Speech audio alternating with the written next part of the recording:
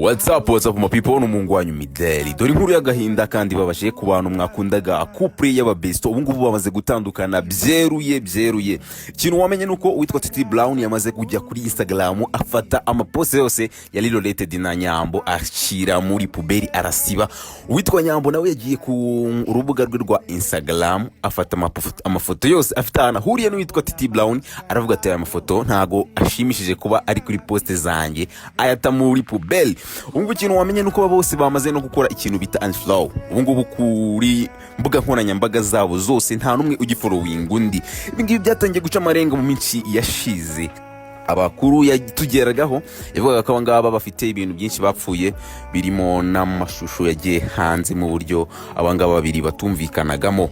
Abantu mwakundaga iyi couple mugumye mwihangane nge ndi Mideli. Habuze ikingo abari wowe tugumana,